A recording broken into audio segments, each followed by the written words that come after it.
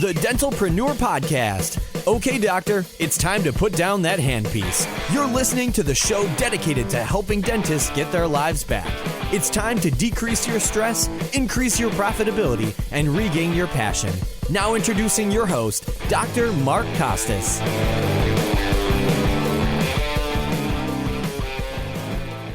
Hello, everyone, and welcome to another episode of the Dentalpreneur Podcast. I'm your host, Dr. Mark Costas. What's up, my friends? I hope you guys are doing great out there today. Finally got a break in this weather. It's been snowing like crazy up here in Prescott. There's a lot of snow on the ground, but the sun finally poked its head out, and I'm feeling some spring coming on. I need it. It's been cold this year.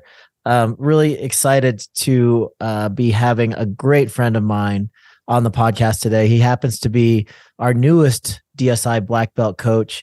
We featured him on stage last year at the Dental Success Summit as our greatest transformation inside the entire group of 200 that we have inside our mastermind group. And that is Dr. Matt Slivka. Dr. Slifka is a dentist that loves his job, but more importantly, loves to be able to choose the amazing people he works with. Matt grew up in a suburban neighborhood in Murray, Utah, and upon completing high school, spent 2 years living in Russia, serving on a mission for the Church of Jesus Christ Latter-day Saints. He then pursued a degree in international development.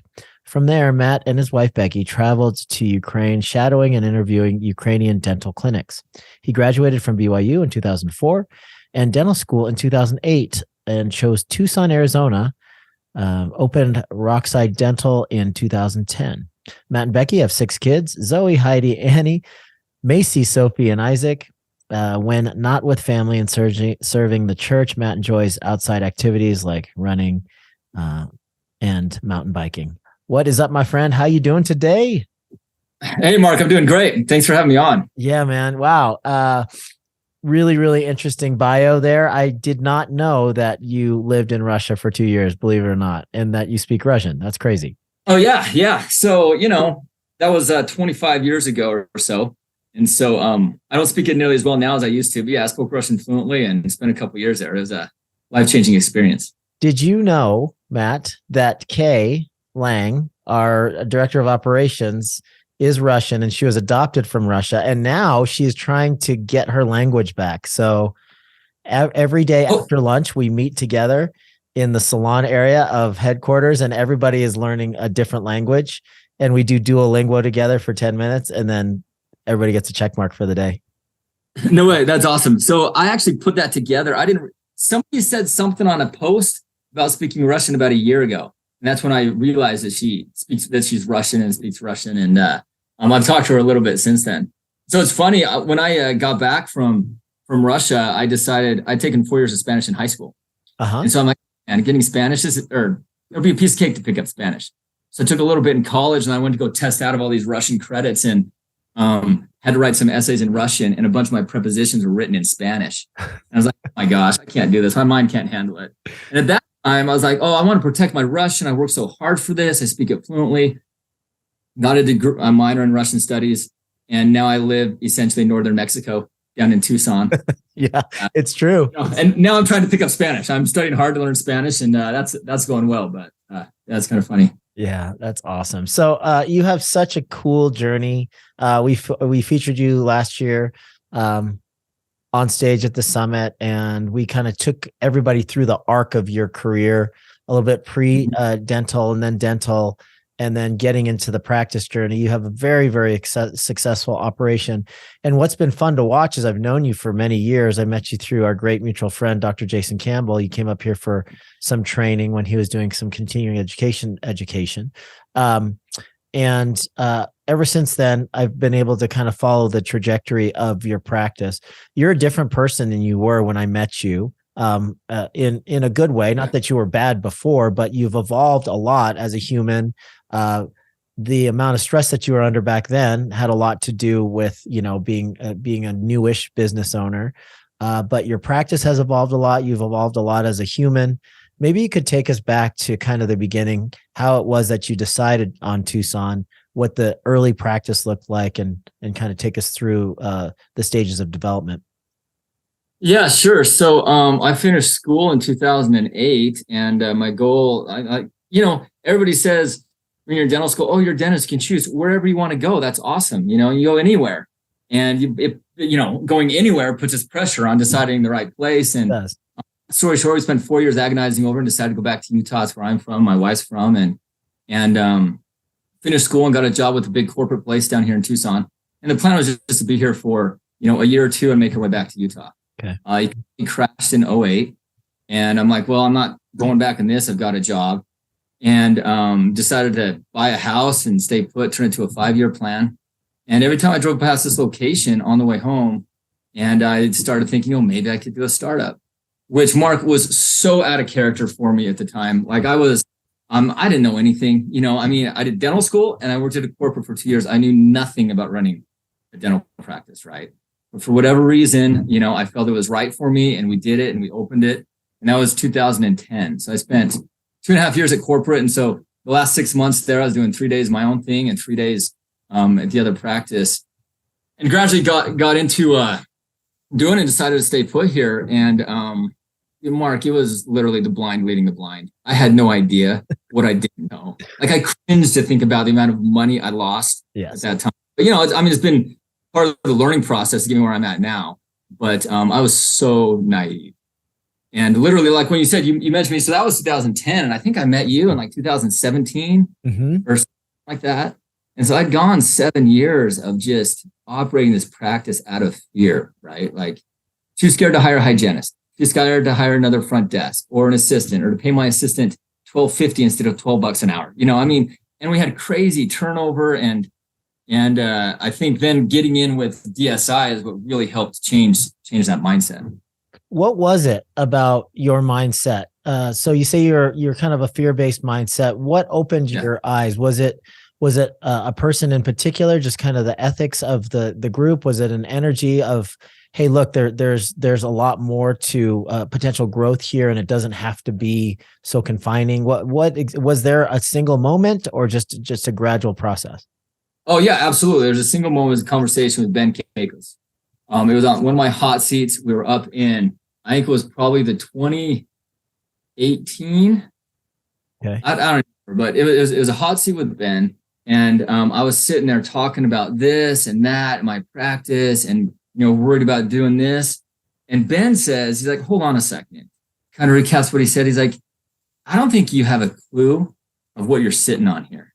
And I kind of went into it a little bit. And I kind of came away from that mastermind thinking like, you know what? Like for me, I've got 6 kids. I've got responsibilities in various areas. And I just always had this idea of, well, they did that. I can't do that because of X, Y, and Z. Well, I don't have the time to do this, or I don't have the experience, or, well, that's a husband and wife dental team, or they've got time to invest in this. I don't. There's always an excuse for the reason why I couldn't, right? So that conversation with Ben, I left that hot seat thinking, you know what?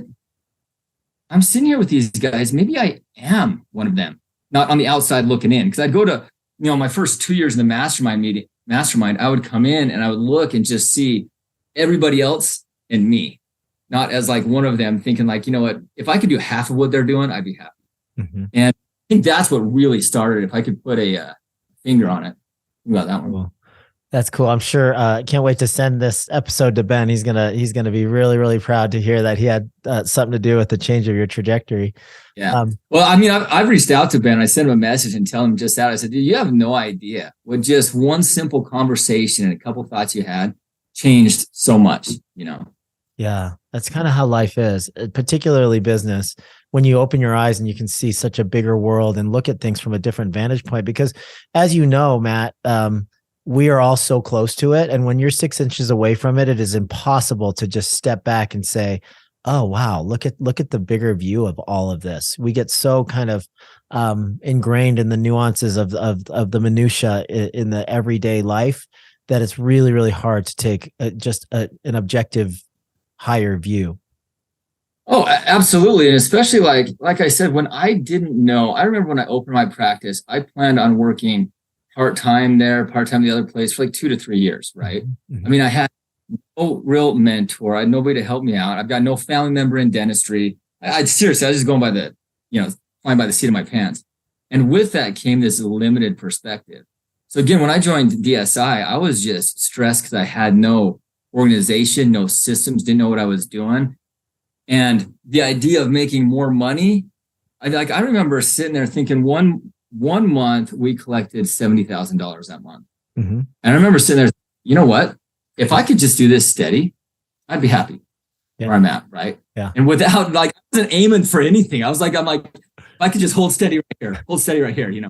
And then I joined just to help me out with the stress of stuff. And I was like, well, if I can make more money, that'll be the icing on the cake. Mm-hmm. Little did I know would turn into, and what mentorship and leadership and ideas I'd get from all you guys.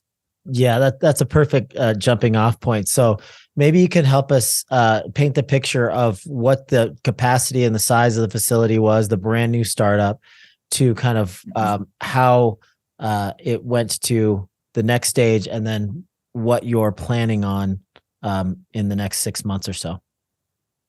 Yeah. So, so to lead into this, Mark, I know one of your favorite books is the Obstacle is the Way, right? Yeah. And Jocko Willink. I'm sorry, not Jocko. Ryan Holiday. Yeah, right. Sorry. Yeah, in this hindsight, I see how true that is. When I signed my lease for the startup, it was 2,100 square feet. I had a 7-year lease on it. And I specifically talked with the owner that I wanted to turn into a condo so I could purchase the space and stay there because I didn't want to rent forever, right? And it was a newish building. He said, yeah, we'll do it. After a couple of years, about 3 years in, he came at me with a price that was just astronomical. It was crazy high. And I developed a friend in commercial real estate, and I ran it past him, and he said, Matt, run away. There is no way it should be priced that high. And I remember thinking, like, man, he's got me around the throat. What am I going to do? Mm-hmm. I can't, I've got no options. Well, God's grace, across the street, there was a little postage stamp of property.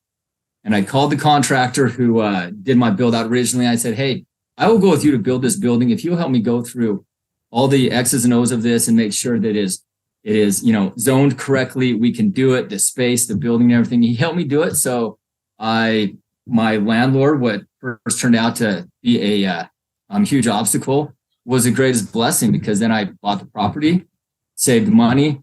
And at the end of my 7-year lease, I had built my 3,000 square foot building. And moved across, better visibility, my own thing. I'm paying less in mortgage than I was in lease. I mean, everything about it is better. And then I bought the property behind it and the property next to it, and never planned on doing any of this stuff. And now I'm adding on about 5,000 square feet, and we're going to have a full 2,500 square foot pediatric practice. And basically, it'll be an 8,000 square foot facility. Right. And coming from me, who coming out of dental school saying, there's no way I'd ever do a startup. I'm going to buy into somebody's practice or just work at it. Why in the world would I do a startup where, there's no income? And, like I said, over the course of the past 10 years, my career has taken a path that I had never planned on it doing. Amazing. So 8,000 square feet, 2,500 square foot pediatric clinic that's going to be in the front of it or adjacent to it, attached to it, correct? It's kind of the side. It's kind of, think of my building, it'll be kind of like an L shape, right? Okay. And so one aspect of that L is going to be the pediatric. It'll have its own reception area, break room, doctor's office, everything. So its own sign, so everybody will come in there and know exactly where to go. How many chairs will there be in the pediatric versus the general office? Yeah, so in the pediatric there'll be 5. Okay. And when all is said and done, in the general, we're aiming at 14. And I know, wow, yeah, so there'll be 19 total chairs in the thing. And I know a lot of people who do this and build that stuff, like, hold on a second, you only have 14 chairs in what's going to be close to 5,000 square feet. And originally when I did it, again, when I built this original building, I remember talking with the architect, said, are you ever going to have an associate? And I said, no, never. It's just me. If I ever fill those 7 ops, I'll be, so no. And so we designed it that way, oversized ops. They're big, they're spacious and roomy, and I like it, So we just basically mirrored that and put it in the other one and fit what we could in there and changed a couple things. But with 14 ops, we'll be able to do a lot. So you anticipate 3 full-time docs at all time in the general side, and then 1 to 2 in the pediatric side. How do you envision? Yeah, that's pretty much it. I'm working in partnership with a pediatric dentist, so we're going to be partners in the whole thing. And as we do that, on that side, I'm going to be running the office management aspect. Okay. They wanted to just lease from me, and I just said, look, it's my building. It's got my name on the front of it. It looks exactly like it. Hey, I've been here for 12 years. Patients know me, and I got to be able to protect my reputation that if I don't like what's going on in there, I got to be able to make changes, whether it's, the way patients are treated or reviews online. And they get that and they understand that. So that's where we decided to go with partnership. So what I'm getting at is the whole dental aspect, the pediatric dentist is going to run all of that. So I think 1 to 2, however he wants to do it, is going to be great as long as we can help manage the expectations in the community and stuff. Cool. And then, general side, I think my goal is 3 full-time doctors with, associated hygienists and stuff. Amazing. So I hate to keep on circling back, but what was it about the mindset shift that pushed you over? So, this conversation and this hot seat that you had with Dr. Kakis changed kind of what you thought was possible and made you open your eyes to what was what you could do with this thing. But your mindset changed significantly. How long did that take? Was it overnight? Was it gradual? And that's part 1 of the question. Part 2 of the question is, the 6 pillars of growth and the elite practice mastermind thing. Was it systemization? Was it culture? Was it leadership? What needed to happen in order for you to evolve into the person that you are right now? Well, good question. So there are a couple of things. One is we are a heavy PPO practice, right? Okay. My goal has been to go fee for service, and I'm totally good with that. I've always wanted to be the neighborhood dentist, right? I want to see everybody. I want to see them. I live a mile away. I go to church here. I work out here. I'm at the schools. Half my patients are on first name basis with me, right? So I've always wanted to be able to just treat everybody. And there were a couple things. So after that conversation with Ben, I just gradually just started to think about what I could do. And in one of our group coaching calls that you were on and Alistair was on, I mentioned something and Alistair brought up instantly. He said, well, Matt, if that's your goal, have you ever thought about adding a pediatric dentist? And it never even occurred to me, right? I mean, a lot of stuff that never occurred to me, these little comments that happen with conversations through the mastermind. I started thinking about that. And Mark, one thing I really did, and I really try hard to internalize the stuff we talk about that you present and stuff at our mastermind meetings before we even get to the hot seats, right? And I was really trying to figure out what it is that I want, what my goals are, right? And one thing I was like, I've got this building I've got right now. I don't have to invest a couple $1 million. I don't have to grow. I could start weeding out the lower end insurances. I could start going that. I could keep it as me, 2 hygienists, a couple front desk and assistants, and leave it at that. Or if I were start to grow, and honestly, the money had nothing to do with it. What it came down to is I'm like, if I grow, none of these ladies here at the front desk that I care about right now are in a dead end job. There's going to be so much opportunity for them to take on more responsibility, more stuff. Mm-hmm. And I get an associate in.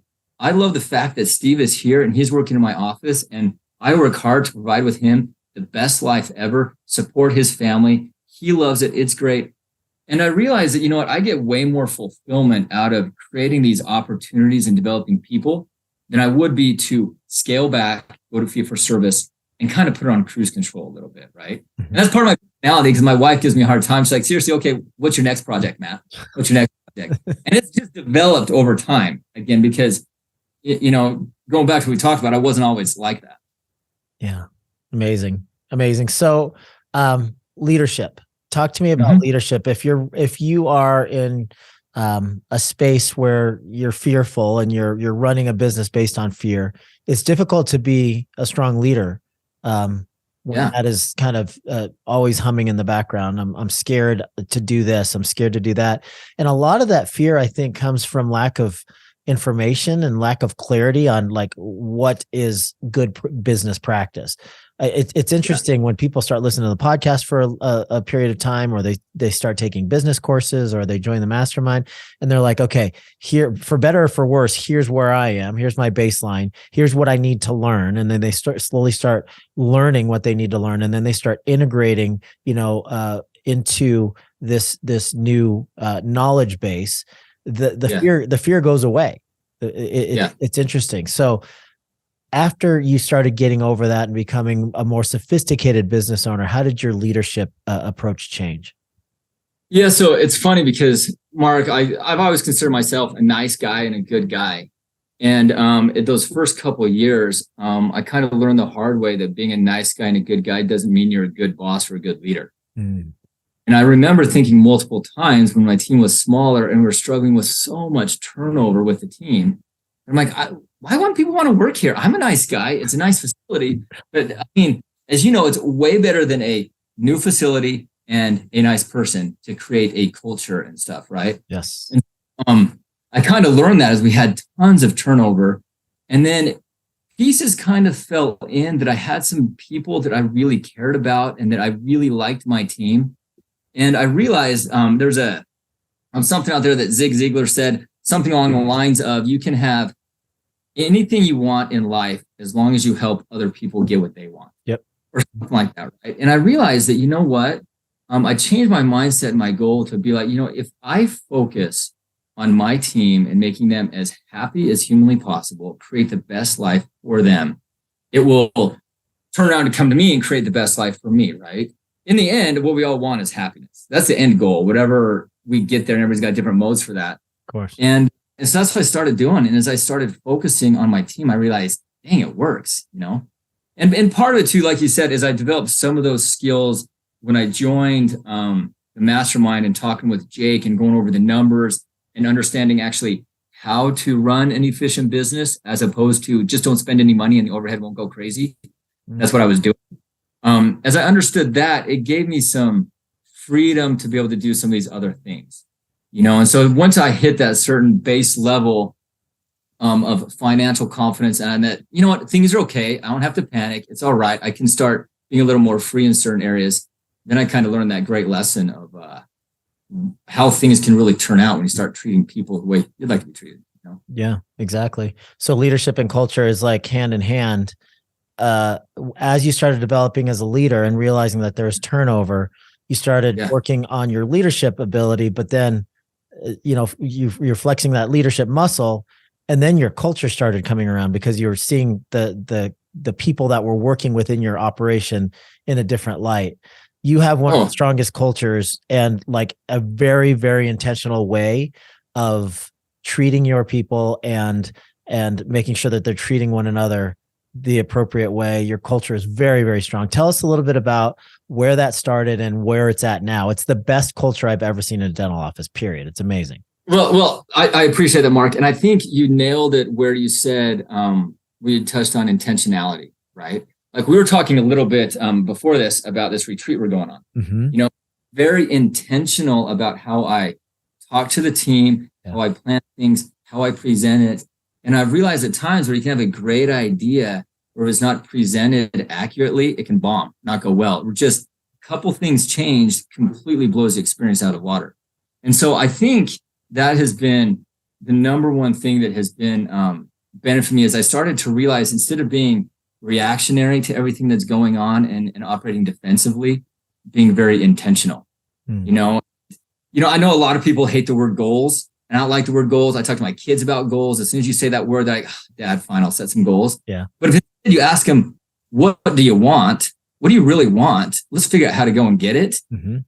And then you tell them, oh, by the way, that's what your goal is. They kind of start to realize that, Yeah. I think that's one thing that took a lot of like reflection and self-thought. And I spent a ton of time reading these things, thinking and journaling about, what does I really want as I started being intentional.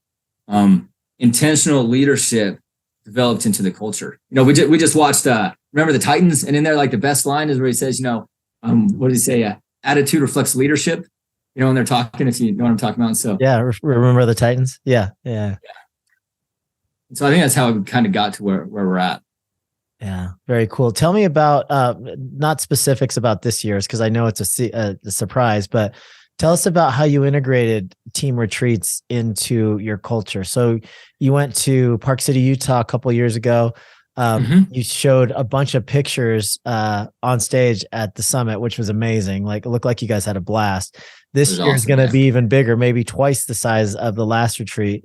Like, how do you plan those retreats out? And like, do you use a travel agent? Do you do it all yourself? Do you have an assistant that does it? And like, what do you do throughout a retreat? Do you guys sit down and do you lecture? Like, what does that look like? Yeah. Okay. So, the first time, I know a lot of people do retreats with their teams, have great experiences, right? And I think everybody has to do it the way it works for them. I told you that before COVID hit, I'm like, I'd want to do that. That'd be great. Hey guys, let's do a team retreat. If we hit, we had a financial goal we wanted to hit at 6-month mark to meet our year goal. Like, if we hit that goal, let's go on a trip. Where do you guys want to go? We started throwing around ideas, maybe Disneyland, maybe Tahoe, maybe, I don't know. And everybody's like, well, I don't want to do this. I would vote for that. I'd vote for that. And there's kind of some debate on where to go. And COVID hit and derailed the whole thing. And when I went to start over, Mark, I do kind of have this either ego or pride problem where I hate it. I hate the, what's the word I'm looking for? When somebody feels like they deserve something. Oh, right? Entitlement. Yeah. Entitlement. Yeah, that's the word. Yeah. I hate entitlement. Right. Yep. And as soon as I attached that retreat to a production goal, then it is, they earned it. They're entitled to it. And well, yeah, doctor, we earned it. I'm like, well, yeah, I'm still spending more money on you guys than I am on my family. And they don't, Yeah. And so then when I came out after COVID, I said, I'm going to completely erase this. I'm going to show them how much I love them and care about them. And my retreats are personal development retreats. And so on that one, when we went to Utah, we spent 2 hours in the morning. We fly out on a Wednesday, Thursday, and Friday. We spent 2 to 3 hours in the morning going over some of this personal development stuff. And I gave them assignments. At that time, I took something that an idea or principle you had at one of our masterminds where we talked about the hero and the anti-hero. And at that time, I told everybody, I gave them a little assignment. They didn't know they all had the same assignment. I said, I want you to prepare 5 to 10 minutes and send me 3 photos of one of your heroes and tell me why they're your hero. We're going to have you share it with all of us, And so we did that in the mornings, and it was incredible. We talked about who we want to be, who we don't want to be. We talked about why they're our heroes. And it was super emotional, way more emotional than I ever thought it would be. By the end of the morning, everybody was just like fried and crying and everything, and this retreat, we're like, okay, we got to step it back a little bit. It doesn't need to be quite so emotional. Yeah. But it's awesome. And, and I did a couple lectures talking about, my goals and how I'm investing in them as people. And I see them as working mothers and spouses and friends before I see them as a hygienist or a front desk assistant or whatever. Sure. And it turned out to be incredible. And so what I did for this one, I did it for the same retreat we're doing right now is when I introduced it to them, I said, all right, ladies, I want to take you on a retreat. It is going to be incredible. I printed off little silhouettes of an airplane. And I said, what we're going to do, I'm going to buy some plane tickets. I need you to write your full name and your birth date on here. That is your commitment to go, to be awesome, have a lot of fun. And all I'm going to tell you is you're going to be pushed out of your comfort zone in multiple ways. And if you sign this and I buy non-refundable stuff, if you back out for whatever reason, you got to pay me for the plane ticket. No. Dylan, where are we going? I'm like, you just got to trust me on it. Yeah. Right. And it was about 3 months in advance. And so then we had 3 months of them just wondering, but I don't know what to pack. I'm like, you can pack everything, and for that trip, I said, we got to get snow boots. We got to get gloves. We got to get coats. You got to bring your bathing suit, bring everything. We're going to throw all of our snow stuff in these 4 bags that I'm going to check. Everything else you've got your carry-on in. And you'll know when I get to the airport if I pull that suitcase out or not. And so then when we got to the airport, I pulled out there, okay, we're going somewhere cold, and then they didn't even realize until we went through security and got to the gate where we were going. And like I mentioned before about being intentional about it, that created this whole buzz around this trip of where are we going? What are we doing? And then when we got there, I told them, hey, this is what we're doing. They knew about, the assignments of what the meeting was going to be in the mornings. And in the afternoons, I said, we've got snowmobile trip planned for these 5 hours. The next day we're doing like an escape room and tubing and a couple other things. And had plenty of time to talk about ourselves and who we are and our growth. And then in the afternoon, just have a blast. and it turned out incredible and we loved it. And I'm trying to improve on that this year and do a few things different. Like this year, I gave everybody, have you read the book Training Camp by, I think it's John Gordon? I don't know. It's a story about this running back who was trying to make the NFL. And anyways, it's all about what the best do better than everybody else. And it's an easy read. And so I gave that to everybody a few weeks ago. I said, this is the assignment this year. We're all going to read it, analyze it, and we're going to have 10 minutes to talk about it. And I give them some leading questions about, or on the retreat, everybody will have 10 minutes, some leading questions about, what do you want to be best at? What sacrifices are you going to have to make? Is it really worth it? What do you have to do? And so that's what we're preparing this time. And, and Mark, when you ask who plans it, I plan all of it. I like planning stuff. It's fun. So cool. I don't have a system that does it. And I'm bad at that sort of thing, man. I'm not detail oriented enough. Like I can't put myself like, oh, wait, hold on. There's a 3-hour gap of like nothing to do here, or forgot to gather passports or whatever, like I know that I'm going to screw it up if I don't have a spotter at least. So I'm glad you can do that because I'm not good at that sort of thing. It's fun. It's great. I mean, with my office manager, I bounce ideas off of her and she rails in my bad ideas and kind of modifies some stuff. And it turned out awesome last time. And I'm super excited. We leave next week. We leave Wednesday. And right now, everybody knows the basic temperature that it hit 80. It didn't drop below 60. Oh, it's a warm place. Yeah, we're going to a warm place. And you got to bring some clothes that'll probably maybe get wet.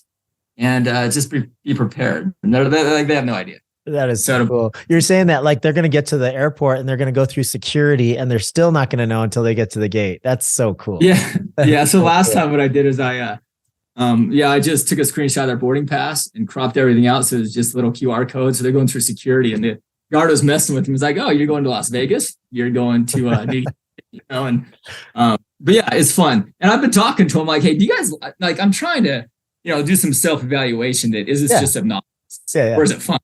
And I talk to them and some of the team, they just eat it up and they love it. They just want to know what to pack. And so I'm leaning toward them that it'll be warm. So, okay, you got to pack this stuff.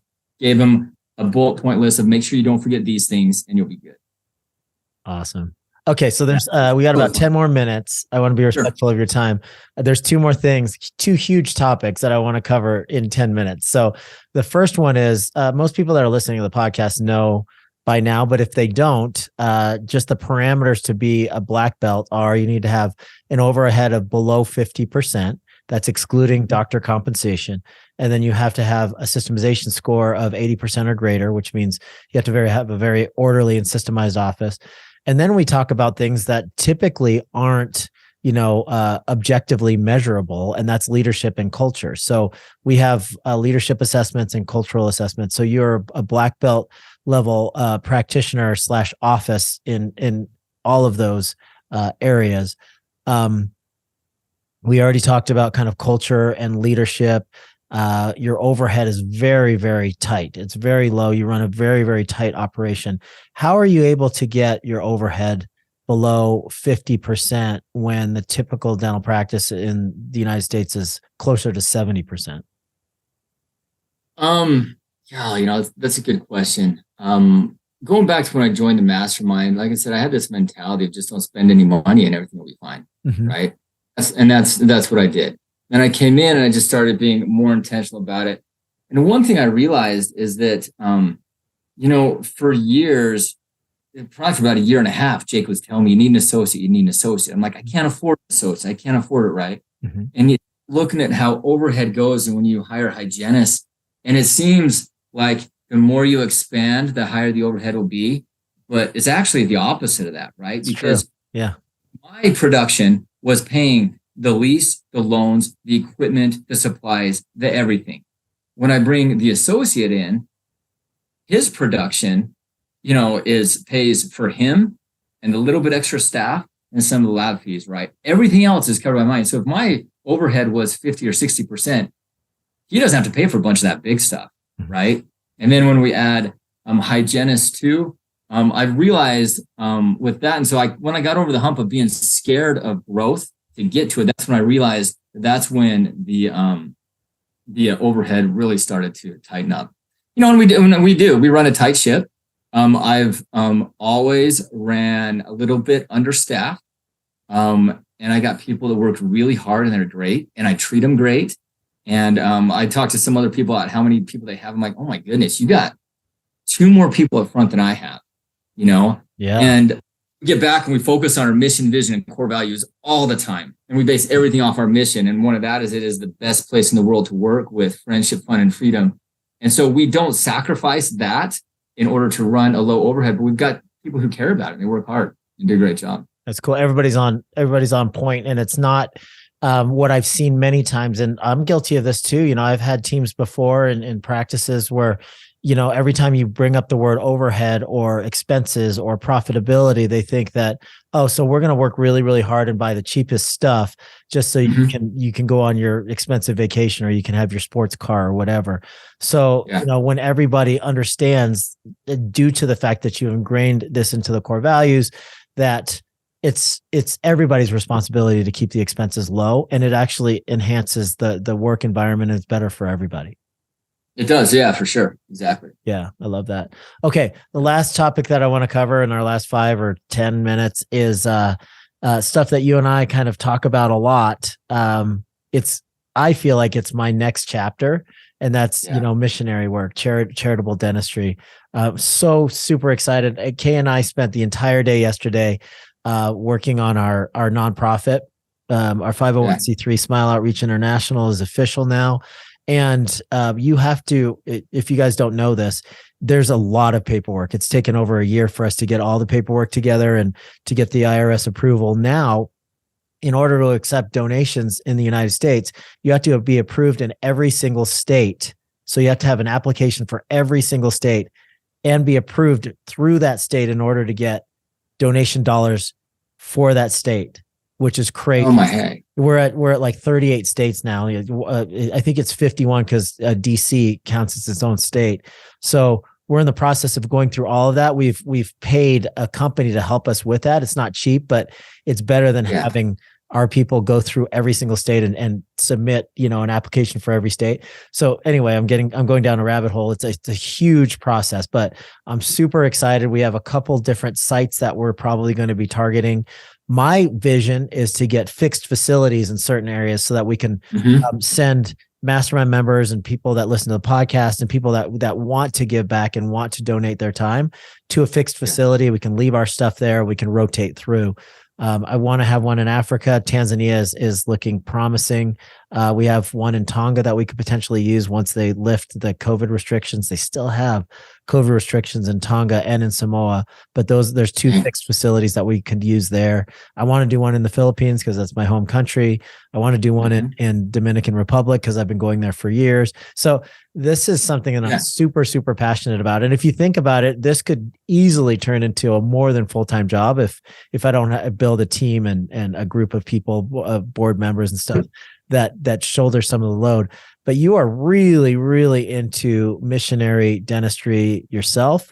You've gone out kind of into the field and you've done some really, really maverick kind of stuff where it's just you and a handful of other people with not a lot of infrastructure and you're just kind of charging.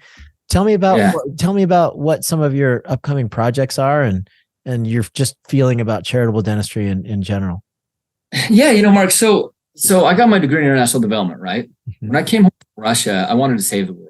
I was this 21-year-old kid, spent 2 years over there doing some good stuff. And I'm like, I'll get a degree in international development. I mean, you can't support a family on that, right? Or I mean, you can, but not what I was in. That's tough. Yeah. And so, and now I'm getting to the point of my career where I actually have time, right? I mean, there's a lot of sacrifice to get to where I'm at now as far as the building, the growth, everything.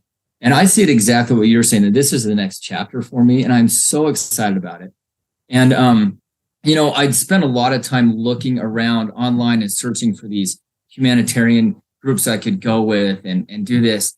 And they're expensive, Mark. I don't know if you signed up for them. They're expensive. And I'm like, how does it cost so much to go down to a third world country? I'm like, and I got to pay for my own airfare. I'll tell you why. The reason is because the infrastructure is expensive. Like if you have full-time workers that are organizing all of this stuff. And then you have to pay back the organization for all of the liability and all of the insurance and the logistics just in general are tough. Like you've seen, because you put these on yourself. So that's why that it's expensive. I don't think anybody's getting rich off of this stuff. I think it's just logistically, it's just expensive. Yeah. Yeah. See, and it gets that way. And I realize as I'm looking at it, I'm like, you know what? I think I could probably do this more efficiently without a bunch of that infrastructure you're talking about. Yep. You know, I've been looking into it, wanting to do it. I had a couple trips set up to go to Haiti with this small grassroots group, and it got changed because of riots in Port-au-Prince, and then COVID. It never went. And then the situation fell in my lap where there was an anesthesiologist who'd been going down to the Dominican Republic for a while, and he needed a dentist, and he invited me along. And I went down with a good friend of mine who's a head and neck surgeon and this anesthesiologist, and he was actually setting it up, kind of like you were saying, within a relationship with a hospital down there and get it going. And so his whole purpose of his trip was to set up the relationship. And he said, we'll bring a dentist with us. And they were so excited. And so I went down there to do that. I'm like, this is finally the thing. If I get in with him, I can literally go when I want, stay how long I want, take as many people as I want, and not necessarily be these groups where it's like, hey, you got 7 days, plus you got travel. So you got 9 days to be down here, you know? And so I got in with him down there and started setting up that relationship. All at the same time, I signed up with one of these other groups to go. And I went down to Guatemala in November this last year. And down there, I started talking with one of the guys. Exactly what they said. Yeah, they actually hired locals to run it down there, right? So I talked with this local saying, hey, if I just wanted to come back with a couple of my friends that are dentists and do this myself, could you help me do it, like legally? So I've got everything covered. And he's like, yeah, absolutely. I do it for them. And so I've been talking to him and setting up my own thing. And I'm super excited because now we've got, we're going down in April where I'm taking my own team, very first mission trip where it's just me, set it up myself, hired this guy, seeing the patients that he'll do with this. And I'm really, you know, it's like a dream come true, right? Yeah. I've always been doing it off some other people. And part of it too, Mark, is my purpose behind it extends more than just going and extracting teeth, right? Like you're going to be able to have this facility and this infrastructure to leave equipment down there and probably do more than just extraction dentistry, right? I imagine that's your goal. Well, I mean, the mission trip that we do to the DR, we do partials, we do full dentures, we do restorative, so composites, we do scaling and root planing, we do extraction. Yeah, see. And that's in the fields, dude. We have the stuff that we pack up on trucks every day with generators when we go out and we do all of that, like in an abandoned schoolhouse or under tents. It's amazing. So see, that's awesome. Yeah, I have big plans just based on, I stumbled across a mission trip it's extremely well run over 40 years. So like, I'm going to take baby steps, like extractions, maybe the first year for some of these places, but like, I want these to be fully functioning dental clinics. See, and that's what I'm trying to decide exactly my vision for it. But what I know my vision is when I go down there, I don't necessarily want it just to affect the people we treat down there. Yeah. I want to go, the team that we go, and have a personal effect on those people that go.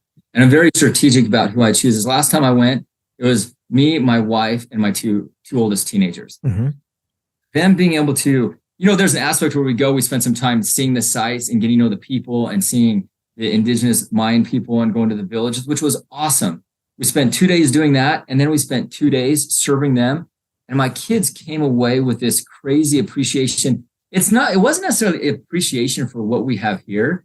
When I asked about them after, like, what was the most thing you got out of it? Zoe's response was, they don't have very much, but they are so happy.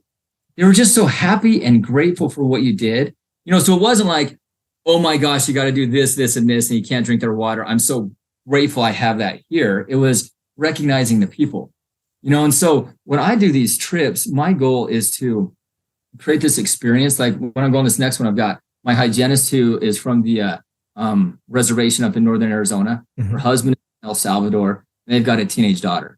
And I specifically asked them to come because it's almost like going home for him. Yeah. They're going to get this experience together as a family, be able to see something different and come back, help people down there, but hopefully have something strike inside them about helping people out and possibilities and opportunities that We're going to be awesome. And so right now, literally, Mark, what I do is I take down disposables, anesthetic, and extraction stuff. And that's it. And when we went down there, we set up in this big room. There's no running water. We've got, our Sidex, and we have a timer to do that, and extracting teeth in patients that are essentially in just like a little chair, like a lawn chair. That's cool, man. That's amazing. Cool experience, Amazing experience. So yeah. Yeah. But yeah, it's cool. Like I'm totally with you. Like, and this is one of the things that I'm now seeing patients 3 days a week, and 2 days a week I'm running the practice and doing all this, but I've got my fingers in this and some community involvement that we're taking. My nonprofit is Rockside Reach. The name of the practice is Rockside Dental. And so we do stuff within the community, and we sponsor things at like a kindness week at the elementary school. Or I went and gave a presentation and ran an assembly for the kids. We did stuff throughout the week, and we raised stuff to give out packages to the 200 homeless here in Tucson. And we took all of that to the school and had the kids put it together and write notes, give it to them, which, Mark, so much easier and so much cheaper just for me to buy stuff and give it away than it is to block time off of the schedule and plan it and go and do it. But hopefully we're making a dent in the community with these kids that, the school we went to was actually an underserved school, and that they didn't have any money. And we talked to the principal, and she said, no, I think it is really good for these kids. They receive a lot. It's good for them to give.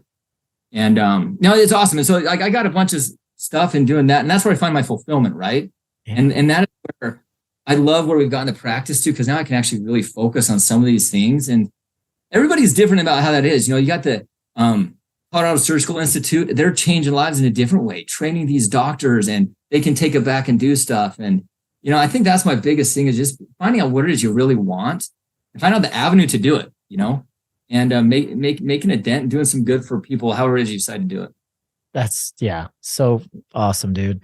Well, I'll let you go here, but just one little anecdote about our particular mission that we do in the Dominican Republic. And this is to your point, kind of enriching the people that go, but also the people that you're treating for generations. Mm-hmm. Like, so we have pictures that go back 40 years of this mission trip. Dr. Frank Serio started this. He actually retired last year. So all of us board members kind of took it over. We didn't realize how much went into the logistics of putting this together till he retired. We just met in Nashville, and we basically divvied up all the responsibilities of all the stuff that he did. And it's like full time for each of us. This guy was just amazing. He still is. Yeah. An amazing person. Yeah. But anyway, we have pictures that go way, way back, decades back. And they have pictures of these little kids like holding flashlights and stuff. This was before people had like headlamps on their loops and stuff.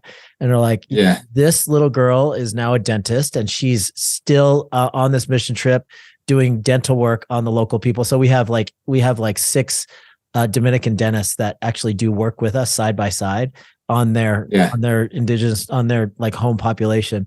So this particular person, look at this picture of them. This is when they got interested in dentistry. They have like no shoes on, and they're like picking up like trash off the ground during this like mission trip. So 8 little kids got interested in dentistry because they were volunteering and then became dentists. And the cycle continues. Like there's a bunch of, it's so awesome. There's a bunch of little kids that are interested in it now. And we're like, this is so cool. It's like, wow, what a difference. And that's one of the things that I love too. When we're looking at this hospital that we went down to in the Dominican is when I went, I took my assistant, my hygienist with me, right? So we're just a small ones. There was another doctor and a couple he took too. But there was an assistant who worked there. And we loved, one of the highlights was working with Nena, right? And being there with her and turn on music and dancing and having fun, and now connecting with her over social media since we've been gone, and establishing that relationship. That's going to be one of the biggest drives for me, of wanting to go back to the same place over and over. Is to see people like that change, and see them grow and help. And, I think that's totally awesome, Mark. It's incredible. Well, hey, dude, we got to spend some time together. I don't get to spend as much quality time with you as I like. So this was really cool. Thank you so much for sharing your story with the podcast audience. You're really inspirational to me. And I know you're going to be to anybody that listens to this episode. Keep on doing what you're doing, dude. You're making a difference in the lives of your team and your patients and, on these mission trips. So You should be very, very No, proud of your accomplishments, my friend. I appreciate it, Mark. Thank you. Thanks for having me on too. And again, I keep going back to, it's so funny how just small conversations with a few people can completely change the direction, right? Like I even remember thinking, I can't remember who I was talking to, but one of these thoughts came up of being like, you know what? At some point, somebody had to start these nonprofits. Somebody did it. Right? Why can't I be one of those, right? Yeah. Like, well, somebody started one. Why can't I do it? And trying to figure that out, but anyways, it's just you go over and over again. It's the people you surround yourself with, right? And that, I know for sure I would not be blessed with the things I have now or doing what we're doing or the opportunity or even the joy if it weren't for associating with the awesome people in the mastermind and the people I've gotten to know through that and some other avenues. And so, yeah, thanks for everything, Mark. Totally appreciate it. My life is vastly different than it would have been if I never jumped on board with you guys. So thank you for everything. Thanks, man. That means a lot. Have an awesome time. I happen to have a little bit of privileged information about where you guys are going on your next retreat. So I'm jealous, but also I can't wait to hear about it when you guys come back. So have a great time next week on your retreat. And I can't wait to see you in person sometime soon, buddy. Oh, you're going to be in North Carolina, I think. Yeah. I'll be in North Carolina. Yep. So we'll see you. All right, ladies and gentlemen, Dr. Matt Slifka.